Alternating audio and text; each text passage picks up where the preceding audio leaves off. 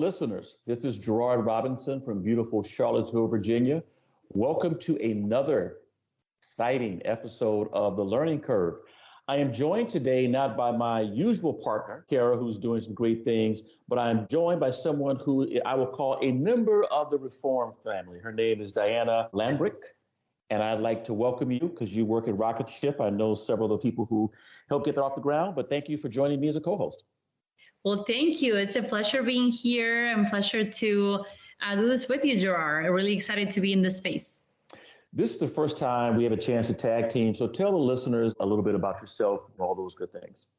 Absolutely. Well, so my name is Daiana Lambrecht. I'm actually based here out of San Antonio, Texas. I am an immigrant myself. I am from Argentina, did my elementary school years there and immigrated to Florida for middle school and beyond. My family is still in Florida. And yeah, what's brought me to the education space has been my experiences in the classroom, both in Argentina and the United States. Mother used to be an educator, was super active and avid about us achieving our version of the American dream in this country, but often realizing that our schools sometimes are not set up to support immigrant students. I was very lucky that even though it was undocumented for many years, I had peers that saw something in me and educators who really championed my efforts for me to be able to make it to college. And now, since graduating, been joined through Teach for America to become a bilingual teacher here in San Antonio. And my time in the classroom propelled me forward to work with parents and in the advocacy space. Because if we truly want to make reform in education to ensure that education represents our current population in the United States and that we're able to provide a high quality education for all students, regardless of whether they're immigrants or zip code or what their background is. Parents are a key piece to this effort. And that's what I do for a living today, Rocketship, as a senior director of parent leadership and advocacy. Great story, both personal and professional. And Kara will be proud to know Kara's husband is from Argentina, and she is a great fan of Argentina, spent time there as well. So glad to have you on board. Well, since you're the co-host and guest this time, what's your story of the week?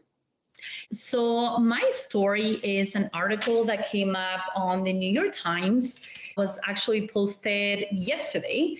And the title is Education Issues Ball to Top of the GOP's Presidential Race. Essentially, this article is about how, as candidates are preparing for the 2024 presidential election, on the Republican side, education's racing up to the top of the issues. A lot of the efforts that candidates that are trying to run for 2024 on their own home states right now are centered on a lot of issues around cultural awards, parental rights, but really kind of how to bring in people more into what's happening around education. But yeah, definitely pick this article because it definitely in my work, as we're doing work, not just here in the state of Texas, but in California, Milwaukee, Nashville, and DC, we're seeing how partisanship is actually detracting the conversation from education and what's really happening with our kids, particularly after the pandemic. So definitely we're seeing that this sense of partisanship and not really school choice is the biggest threat that we're seeing in education right now.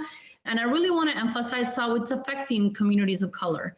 We're celebrating Black History Month in February, but right now, when it comes to the experience of Black students, we should be alarmed. Black students lost about 13 points compared to 5 points in the National Assessments of Education Progress test. We saw the biggest declines in about 30 years. Not only are Black students are experiencing this, but also our Latino students. And even to bring it back to how folks are living this on the ground, even in the city of Milwaukee, where we serve Black students ourselves as Rocketship, 44% of our Black students are failing to meet basic expectations in education. And that's an alarming number that we should be concerned and, really want to push forward. Like, how are we shifting the conversation as we're gearing up to 2024 elections? This work starts early to really center the experience of families of color and making sure that parent voice is at the core of what's being proposed as part of the conversation and the agenda for both parties, frankly, because, we see how on the Republican side, we have more of the dialogue on cultural wars.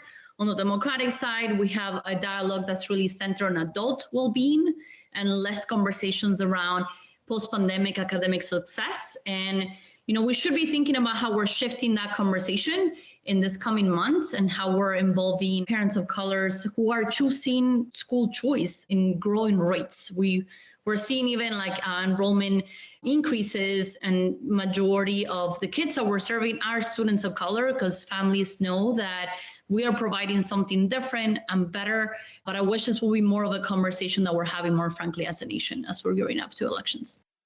Great story. When I think about 2024 and the fact that we are already in 2023 in February, education, of course, will play a big issue.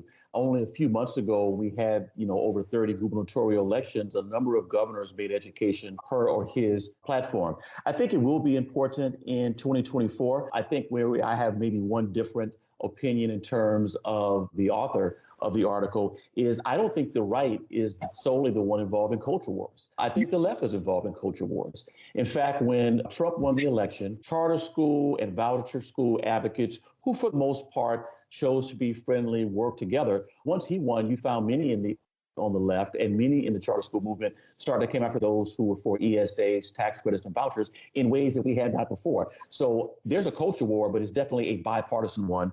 And then number two, parental rights is important. That thing will continue to leave. But I think one thing the Republicans should think about is it's great to tell parents that they have the right to be involved with their child's education.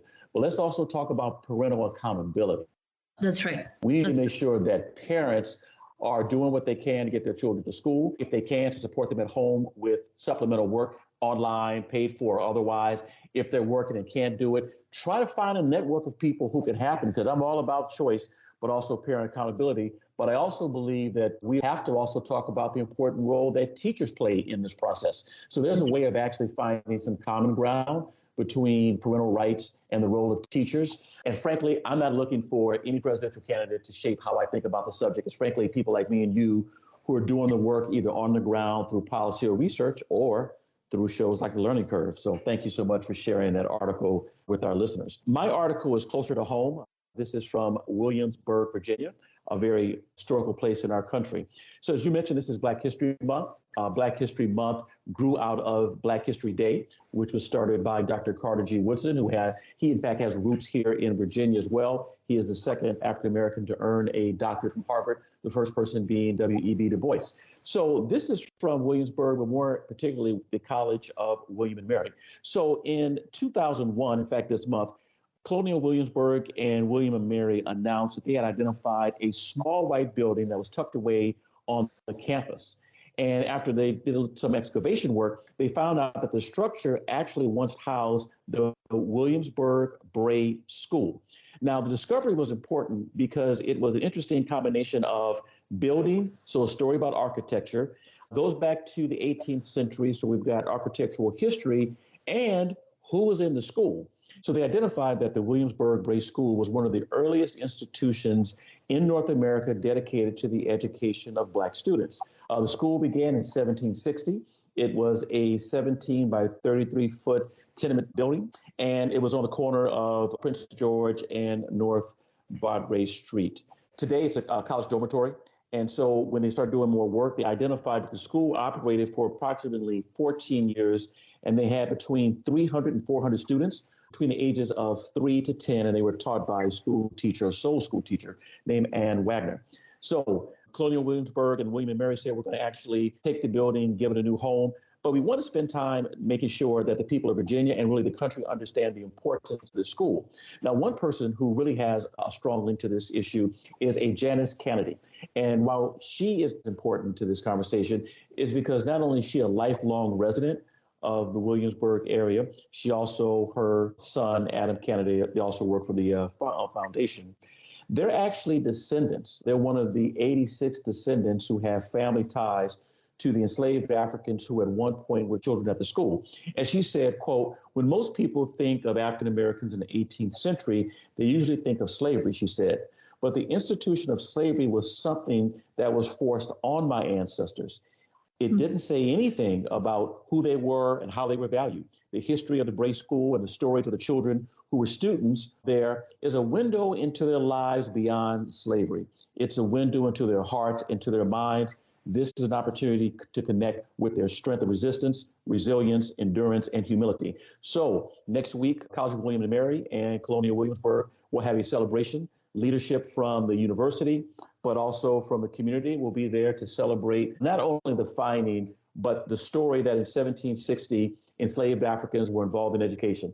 That's important to note because that's, before we had the signing of the Declaration of Independence in 1776, before 1787 with the creation of the Constitution. And what's important is that between 1776 and 1787, although there were 11 colonies that had a constitution, only 5 colonies had a clause in there dealing with education. Virginia wasn't one of them, but before that, there were a group of people getting together to have an education. That's my story of the week. What are your thoughts? I love that you were able to highlight this, Gerard, this particular story as a history buff. I actually did my undergraduate degree in history. I think it's crucial for us to be able to get a better understanding around what life, even outside of slavery, and particularly when it comes to education, has impacted our roots in this country, and kind of how do we connect it back to what's happening presently, and how we're continuing to serve Black students in classrooms today. I think really important point, and something wonderful to celebrate in terms of African American history for our current students, broader population, to continue learning about our roots here in America, and also how this population can continue to thrive even in the context of today's education. So for our listeners, go to William & Mary's webpage, also go to the webpage for Colonial Williamsburg. They may have more information about the event, which will take place next week. I do believe it may be telecast, but if not, I'll try to identify a link for it, and we'll send it to our team at the Learning Curve so they can post it, if not this week, next week. But I also think in the moment that we live in now, where there are concerns about African-American history, I think so much of that is being politicized and being caught up in the concept of being woke. Now, what's interesting is the term woke itself has its roots in African-American culture and the whole idea of being awakened from the sleepiness of not only history, but also darkness. And so when we think about the contribution that Black people have made to American history, this story is unique, particularly in Virginia, which we know was the seat of the Confederacy. First, it was in Montgomery, Alabama, then moved to Richmond, Virginia. But in some southern states and in some other states outside of the South, there's just really interesting conversations about history. Surely saying that in 1760, enslaved Africans were learning in school, they were enslaved. Saying they were enslaved, in fact, is not saying anything negative about the United States. It's identifying where they were at the time. In saying that we should teach African-American history in schools, not just for the sake of African-Americans. And trust me, I was an African-American who lived in a Black neighborhood, went to a predominantly Black elementary school, went to a predominantly white high school. It wasn't until I moved to college that I actually learned African-American history.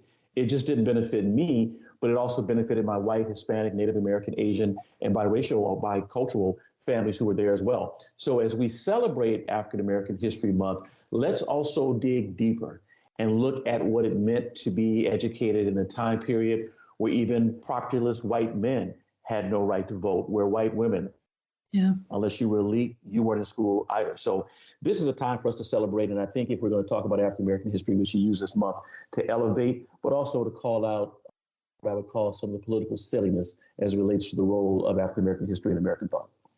Gerard, couldn't agree with you more. As a former educator, I was charged with teaching social studies curriculum, and I remember our section on slavery was literally one paragraph. So I think there's a lot to do as we think about how do we celebrate the history and the multiple perspectives that we have in this country, from not just only the African American community or Latino community, Asian American, and so forth, and Native history as well. So lots to do when it comes to offering our students in our classrooms a multitude of perspectives through a more broader curriculum as well.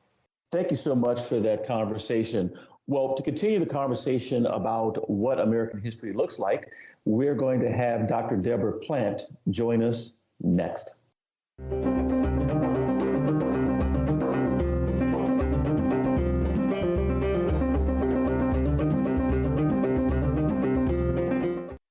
We want to welcome Dr. Plant to the Learning Curve podcast, and welcome to our show. Thank you very much. Thank you for having me.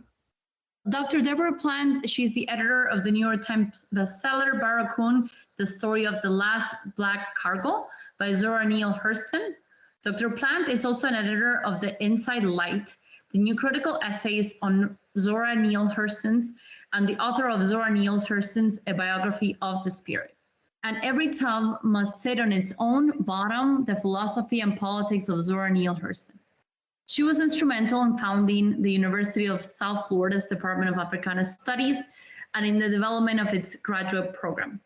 Plant chaired the department for 5 years and was an associate professor of Africana Studies there until her appointment as an associate professor of English 2014 to 2015. She holds a bachelor's degree in fine arts from the Southern University of Baton Rouge, a master's degree in French from Atlanta University, and a master's and PhD degrees in English from the University of Nebraska-Lincoln. So thank you so much for being here with us, Dr. Deborah Plant. You're a distinguished editor and scholar of Zora Neale Hurston, amongst the greatest American writers, anthropologists of the 20th century.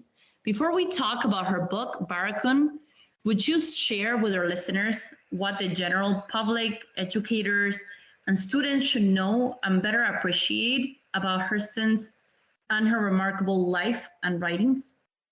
Oh, well, that would be quite a lot when we talk about both her life and her writings, because she was such a fast and prolific social scientist and writer. Well, one of the things that I really want people to know, because it comes up so often, is that Zora Neale Hurston, as we talk about her remarkable life, generally there is the tendency to talk about the latter part of her life as though it was somehow problematic. And scholars and writers and those who study Hurston quite often will cast her as someone whose last years were undesirable, that she died in poverty and she died unknown and out of touch and all of these kinds of things. And this is actually just not the case. Hurston was very well known where she was. And let's say, number one, that when she died, her death was in Fort Pierce, which is a place that quite often people don't associate with Hurston. We know a lot about Edenville, and that she was born and raised in this, well, not born, but raised in this community that was all Black. And so she was quite influenced by that kind of upbringing. But her latter years were in Fort Pierce, which is where she died. Often people will say that she died in Edenville. That's not the case. But I'd like to remark on that because it continues to be something that is how Hurston is portrayed, which does not really accurately portray her latter years. Hurston worked in Fort Pierce. She worked as a journalist. She worked as a teacher. Though it's true that she was not by any means financially well off, at the same time, she actually basked in the wealth of community, which is one of the things that she studied her whole life was community, the Black community, and the ethos of community. And so she lived that all the way until her last year. She died in 1960. And up until almost, her last breath practically, she was working, she was writing, she was working on one of her manuscripts, which is still a manuscript that had not been published, but she was even working to have that work published. We're talking about Herod the Great.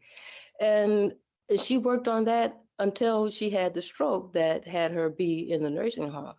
So even then, and before then, when she was still writing, she was surrounded by a community of people who loved and cared for her. She lived in the home of one of her friends, Dr. Benton, who looked on her regularly. His daughters, Arlena Lee and Margaret Benton, would pick her up on Sundays and bring her to their home and have dinner there. Scholars like Valerie Boyd write about her last years, Lynn Moylan write about her last years and how her funeral was well attended. Even before then, when she was sick, her family visited her. And the thing about Hurston, because she was so independent-minded, she was so very much autonomous and and very non-materialistic. So when her family would visit and leave her money or purchase grocery and that kind of thing, she would give that to the people around her. She would share that with her community. So this idea that she was impoverished, that she was forgotten about, that she was buried in an unmarked grave and all of that kind of thing, even though some aspects of that may resonate and there's some truth to some of that, overall, this is not the case. And I want to reiterate that because when we look at this remarkable life, this remarkable woman, this African-American woman from the South of modest means, really became this icon that we know today. And the idea that a Black woman who is successful, who has had so many accomplishments, that she cannot live a successful life that also has a successful ending, is just something that we need to reconsider why we want to insist that that was how she ended her life when that's not the case. So when we look at women in general and Black women in particular, it's very important that we understand that when you rise to your level of genius and you express that in the world, it's not necessarily so that there will be some kind of ill fate for you. This whole thing about a whistling woman and a crowing hen will soon come to no good end is still an idea that a lot of people have in terms of a woman and her will in the world to be the best that she can be and go as far as she can go. And so Hurston was this meteor who just shone across our whole cosmos. And she shared so much with us about the cultural wealth of African Americans. And even as she did that, she did what she wanted to do. She did it in the way she wanted to do it. She basically lived life on her own terms. And everyone should know and understand that we have that right to live life on our own terms. And that doesn't mean that in the end, there's some disaster waiting for us because we choose to do that. But Hurston is a wonderful example of living your life on your own terms, staying true to yourself all the way to the end. Thank you, Dr. Plant. Such powerful words, and definitely appreciate the perspective and reframing around wealth being grounded in community and really reminding us that there's agency in living life in your own terms. I want to move over to ask you a little more, right? Like, you're the best-selling editor of Hurston's Barracoon, the story of the last Black cargo. Could you give us the larger context behind this unique and amazing book about Cudjo Lewis, Kossola, the presumed last living survivor of the transatlantic slave trade or Middle Passage? Specifically, would you talk about his early life in West Africa, the attack by female warriors who slaughter his townspeople, the horrific details of being held in the Barracoons, and being sold to American slave traders in 1860, more than 50 years after the slave trade was illegal under U.S. law? That's going to be a lot to share. So I'm going to address some things broadly, but if I miss some particular points that you want me to address, just let me know and I'll do that. So Barracoon captures the life of Oluale Kossola, who is also known as Cudjo Lewis.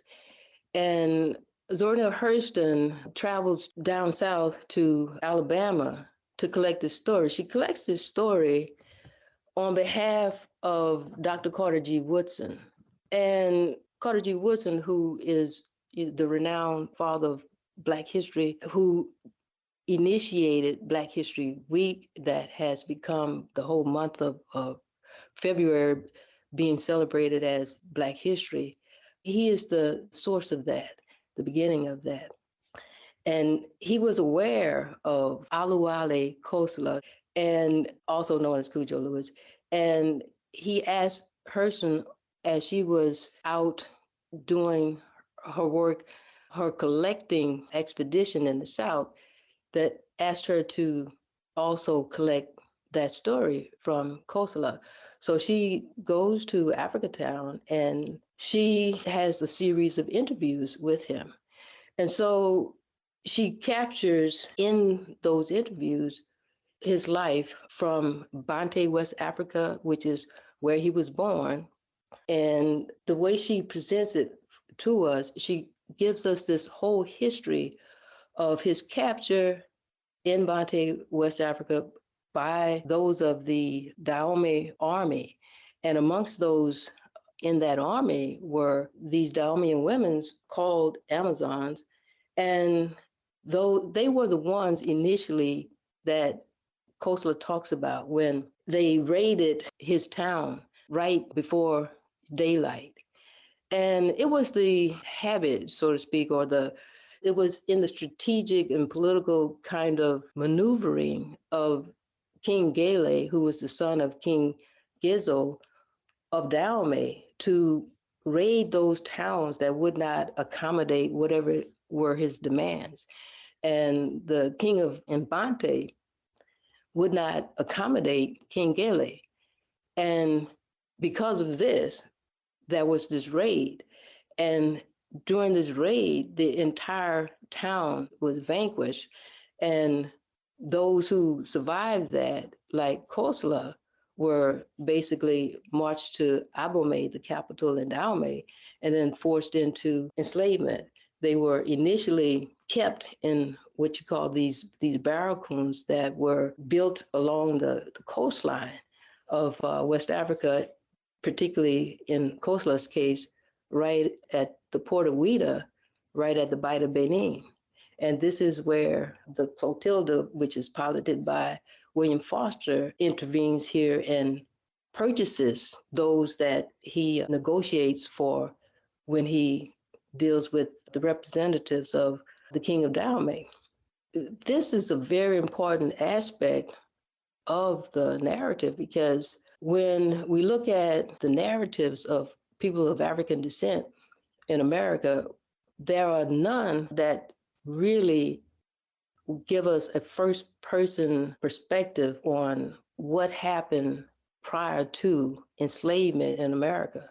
So the classical slave narratives typically are about those African Americans who were already on the continent, who were already enslaved in America, who were born in enslavement. So if we look at someone like Frederick Douglass, for instance, his story begins here in America, but Kossola's story begins on the continent. And his narrative is one of few narratives that will have any kind of a insight into what happened on the continent of Africa, what happened in the ships as Africans were put in the holds of the ship, what happened, as they crossed the Middle Passage, and the whole disembarkation, all of these kinds of things. And we find this in Barracoon. So as the historian Sylviane Juff tells us, it's this phenomenal historic document that Hurston collected and preserved for us, right? So she collected this story as early as 1931, but it was only like almost 100 years later that it was published in 2018. But the fact that she collected this story in the way that she did, she presented it as what it was, which was basically an ethnography. And she had the wherewithal as this young social scientist to capture this story in this way, to give us this story in Kossola's language, in his particular vernacular. And she had the integrity to maintain her insistence on not changing the language, right? Because some publishers were interested in publishing this narrative. However, they wanted her to change how it was written. As one publisher put it, we were interested in the story of Kossola, the life of Kossola, but we want you to write it in language rather than dialect, which is to say, they wanted her to change this very important feature of this ethnographic work, which was the language. And what Hurston knew and would stand by was that this language was one of the authenticating features of the ethnography, because language reveals so much about someone, who they are, where they've been, what they've been through, all of these kinds of things. And so she would not do that. And so consequently, it wasn't published. But years later, we have it in 2018 as Barracoon. So these are some of the aspects of it. This was wonderful, Dr. Plant, and such a powerful context and history that you just described to really help us better understand the full history of the journey of African Americans into this continent. So much power to that. And I'm curious, would you continue the story of Cudjo Lewis, Kossola, and his middle passage, including who were Captain William Foster and Timothy Meagher, the Alabama-based slave traders who operated and built the slave ship Clotilda, that brought Cudjo Lewis and more than 100 other Africans into slavery in Alabama? International trafficking had been banned in America. In 1807, the law was passed that trafficking would end, and it was enacted in 1808. So that was a ban on importing Africans out of Africa into America. But there were many so-called pro-slavery Americans who wanted to maintain this so-called trade. And Timothy Meagher was one of them. And as Hurston noted in her preface to Barracoon, it was said that Timothy Meagher had, talking with some of his associates, he made a bet that he would smuggle Africans into Alabama in spite of the ban on this trafficking.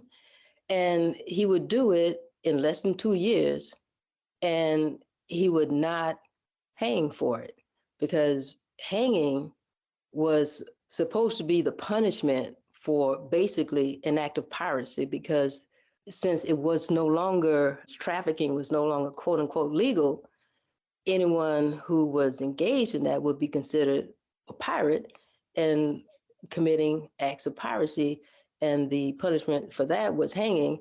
And Timothy Meagher said he would do it. He would traffic Africans into Alabama, and he would not suffer any punishment for that. And actually, this was the case. This was true. So in his bet, so to speak, he conspired with William Foster, whose ship, the Clotilda, was outfitted to accommodate those Africans that they had conspired to smuggle out of Africa. And this was the case. So after King Gale has raided not only Bante, but other towns along the way, and had captured people from those towns and had them stationed at his palace in Dahomey, and having them there on the coastline there where the Barracoons were awaiting those who would come to purchase, William Foster was carrying out the will of Timothy Meagher to purchase Africans and take them into America through Alabama. And this is what happened. So Kossola is one of 110 people who were put onto the Clotilda and put into the hold of the ship. And I think it's very important also to note that, and we might get to this a little later, but when they took Kossola and the others from Africa, they were basically committing this act of deracination, uprooting people from everything that they knew, uprooting them from their home, from their families, from their language, from their whole idea about life and how life really, what it meant, and how individuals related to one another within that idea of life and the worldview, that traditional African worldview that they had. They were uprooted from all of this. And not only were they taken from that, they were also literally deprived of the clothes that they were wearing. They were forced to basically disrobe, and they were put on these ships naked they had nothing. They were stripped of everything. And so this act of deracination just continued as they were taken across the Middle Passage and the Atlantic and brought into Alabama, and then having nothing but being forced to work on behalf of those like Timothy Meagher who benefited from what they did have, their capacity to work, their intelligence, their creativity, their knowledge, everything that they used to do the work that they were forced to do, which benefited others. So this is the scenario that we have when we look at how greed will drive people to do the kind of things that Timothy Meagher and William Foster would do. And one of the things Hurston says about this bet that Timothy Meagher placed, she said, it wasn't a prank. It wasn't, something he did just to show off and to let everyone know that how much he defied America and the Constitution, that he decided that he would not honor or respect. What was really uppermost in the mind of people like Timothy Meagher and many who believed like he did was the idea that he had the right as a white person. He had the right as a man. He had the right to build his wealth out of the souls, the bodies, the intelligence, the knowledge of Black people. And he felt that because that was his birthright, that he had the right to exploit others, that was more important than honoring the Constitution, honoring the fact that, this practice had been outlawed. What was more important to him is what he thought he would gain. And it was not only just that he would continue to wax wealthy by virtue of the forced labor of others, but that he would maintain his idea of himself as this individual who was considered to be white and supreme and therefore above others and superior to others. And so this idea of white supremacy, this idea of white superiority and this hierarchy of people and color and races and all of this played into this quote unquote game that he played in terms of placing that bet. One of the interesting things you noted about Kossola is the fact that he remembered his history, his culture, his language, where he came from.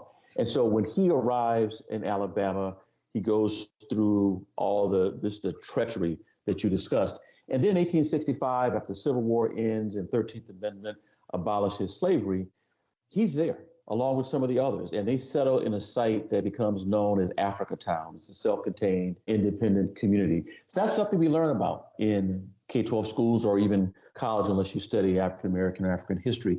Talk to us about Africatown. What did it mean? And how does it fit into his story to the next level? Africatown means so much. And I hope I'll be able to share with you the significance of Africatown. I look at Africatown as a microcosm of African history, of Atlantic world history, as a microcosm of African diasporan history, and as a microcosm of the Black experience in America. And let me just go back to when as you pointed out, he gets here and at the end of the Civil War, they're free and they begin to build a life for themselves. And what we have, when we look at Kossola's story and how he tells it, what he tells us, and the whole process of transitioning from enslavement to freedom, transitioning from being dependent to becoming independent, and transitioning for Kossola and those off the Clotilda, transitioning also from being Africans only to becoming African Americans or American Africans, as some scholars might conceive of that identity. So we have this process of acculturation. How did African peoples become African Americans. And when we look at all of these aspects of Kossola, in terms of his language, in terms of building Africa Town, where he, as he's talking to Hurston, he's talking about, social structure, he's talking about government, he's talking about religion or spirituality, he's talking about education, names and how we name our children, and all of these kinds of things. And so we see how the traditional African worldview becomes infused with these processes of Americanization. And in that, we have this acculturation that is there for us to look at as anthropologists, as sociologists, as psychologists, as linguists, and you name it. So Africa Town is not only this model of acculturation, but it also tells us something about the genius of African peoples and the ingenuity that they brought here with them. Because, like I said before, they were deracinated, just uprooted from the motherland, the mother tongue, and their mothers, their actual mothers. When Kossola talks about being here in America, and he wakes up in a nightmare calling for his mother. He's still calling for his mother. And so having been uprooted from that and having all of your clothes, taken from you, and you arrive in this foreign land without so much, right? So this gives us one way to understand how it is that, as the song says, how we got over. How is it that we are able to, as they say, make a way out of no way? How do you make something from nothing? And when we look at the fact that these 110 Africans who were just unceremoniously brought into America, they had nothing in their hands. So we have to look at what they had in their minds and in their hearts. We begin to understand something about spirit. We begin to understand something about resourcefulness. We begin to understand something about ingeniousness. And we begin to understand something about culture, because culture is not just these various kinds of artifacts or expressions. It's also something that is within the human being. And so we get to see something about the embodiment of African cultural heritage. And so when they build Africa Town, they are building it based on the social and political constructs that they had learned and were born into in West Africa. We see the reproduction of culture.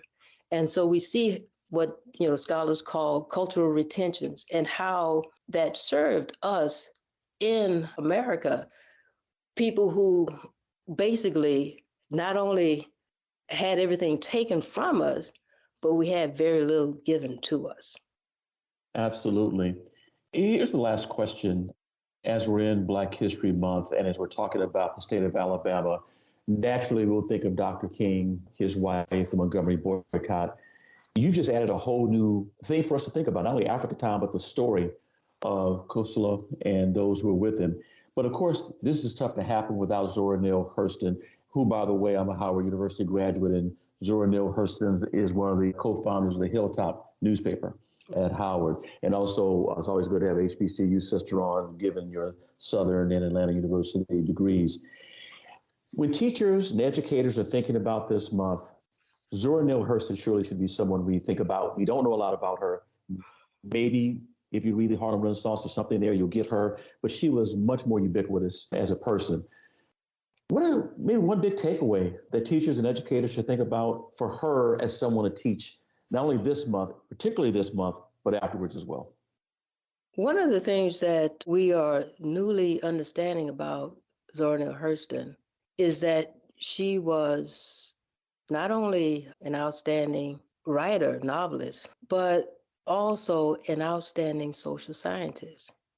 And this is utterly important. And scholars are now moving in the direction of acknowledging and claiming this aspect of her life and work. And why is this so important? As a social scientist, she was actually revolutionary, because when Hurston comes on the scene as a cultural anthropologist, it's at a moment in American history where those cultures and ethnicities that were not Nordic white were considered inferior. And there was this notion that Native Americans, for instance, were part of some vanishing race, and they were being supplanted by Europeans, and particularly Nordic Europeans, because according to the white supremacist hierarchy, Nordics were even above other Europeans in their ideology. And so this is the time where we see scientific racism trying to take root or continuing to justify the marginalization of people who were not white. So biological determinism, scientific racism, eugenics, where the idea that what those in so-called power were supposed to do was to marginalize and eradicate and end the production of people who they considered inferior. So Hurston comes into her studies of cultural anthropology during this time. And she is mentored by Franz Boas, who is considered the father of modern or American anthropology. And so one of the things that he is renowned for is the theory of cultural relativity, where there is this understanding that cultures are not in competition with each other and none is superior to others, but that cultures exist in and of themselves and are to be evaluated based on the culture itself, not in competition with any other. And there is no hierarchy to that. And so Franz Boas, he refuted these racist ideas about race and ethnography and physical attributes and all of that kind of thing. So he pioneered that idea, and Hurston incorporated those ideas within her work. Of course, it only reinforced what she already knew, because growing up in Eatonville, which was, as I said, an all-Black town, and seeing the ingenuity of Black people and their capacity to govern themselves, their capacity to create their own communities and maintain them, she already knew about Black excellence. So what Franz Boas offered was simply to reinforce what she already knew. Now, as a social scientist, what's so very important about Hurston and Barracoon is that even though this book was finally published in 2018, Hurston, and we only know about it at that point in time, but Hurston, this was the first book-length work that she had written. And it was the first work that tells us something about her genius, because when we look at I would call it perfection of this ethnography that she wrote and presented and preserved for us, when we look at how just excellent it is and what it, the treasure trove that it is for us in terms of everything that we can find in this work, she did this at the beginning of her career. She was still an undergraduate student. She had not even gotten her undergraduate degree yet. And she was in the field by herself, collecting this work and figuring out how to go about her work as an ethnographer and cultural anthropologist, and to get this kind of communication from Kossola. Others had interviewed him before, but no one had sat with him and taken the time to honor his humanity the way she did. And this is what Hurston brings us in all that she had done. She said that African-American folklore, culture, and history, that it was the greatest wealth on the continent. And she spent her life collecting it, preserving it, celebrating it. And through all of this, what she's also doing is refuting all of these ideas about so-called inferiority, so-called lacking in spirituality, having limited intelligence and all of this kind of thing. Every time Hurston collected a story or a prayer or a children's song or an ethnography, she was saying, these are human beings.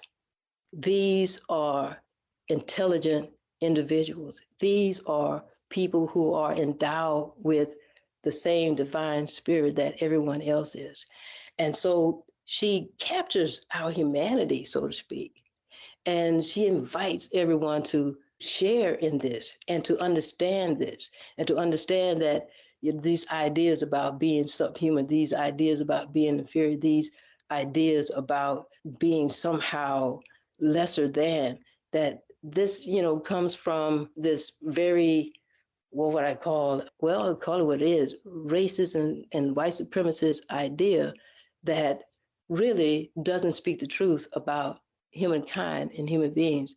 And rather than some out and out argument about these ideologies of eugenics and racial, scientific racism and biological determinants, what she would do is collect this lore, these songs, these sayings, all of this that she collected and oftentimes would present to us by virtue of a stage play or musical or what have you.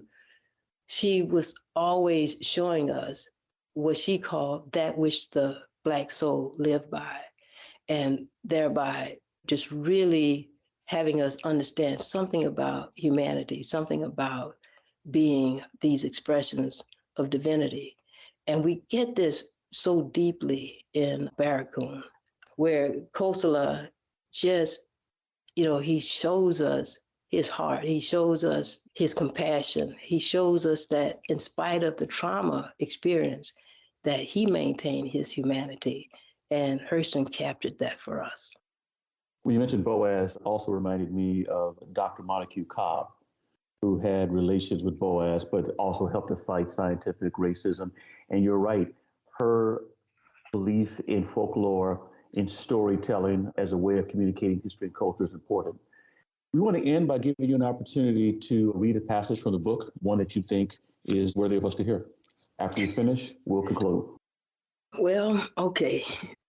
When the Civil War was over and Kossola and his compatriots were beginning their life as free people, one of the things that they wanted to do, or the first thing that they wanted to do, was to go back home, go back to Africa. And they tried to save their money to do that. But as Kossola said, we work hard and try to save our money, but it's too much money we need. So we think we stay here.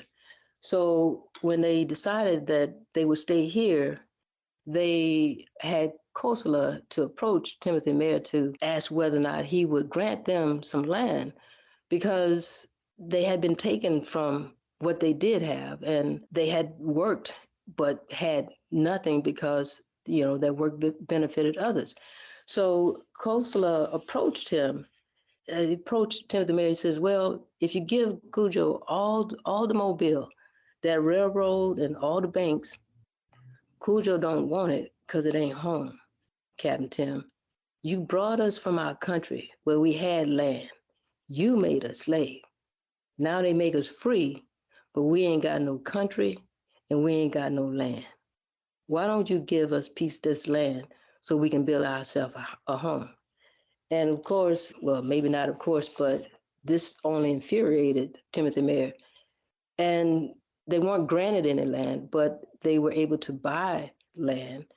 And he says, therefore, we builded the houses on the land we buy after we divide it up. We call our village African Town. We say that because we want to go back into Africa soil, and we see we can't go. Therefore, we make it to Africa where they fetch us. We here, and we got to stay. And I like this passage. I have many favorites, but I chose that one because of everything that's going on right now with this idea that someone can tell us what our place and what our space is in America. When Kossola and his compatriots had to make this way out of no way, they built a town out of nothing virtually, and they created a space for themselves. And so as they created that space for themselves, African Americans have continued to create space for ourselves, and not just us, but those who are in allyship with us as well. And as some people across this country are trying to close those spaces down, trying to minimize them, trying to erase them even, it's like, no, we're here and we're here to stay. And we will have the space that we claim and the space that is ours as citizens of this country. And this coincides with the recent film on Hurston that's called To Claim a Space, Claiming a Space. And so we have to continue to claim our space and take up our space, because this honors Kossola and Hurston and all those that made this way out of no way. Well, Dr. Plant, thank you so much for sharing not only the reading with us, but also the story of people we often don't know. If we know about them, we find out we need to know a lot more. So thank you for joining us. Listeners, make sure you buy the book, and we look forward to conversations in the future. Thank you so much. You're very welcome. Thank you.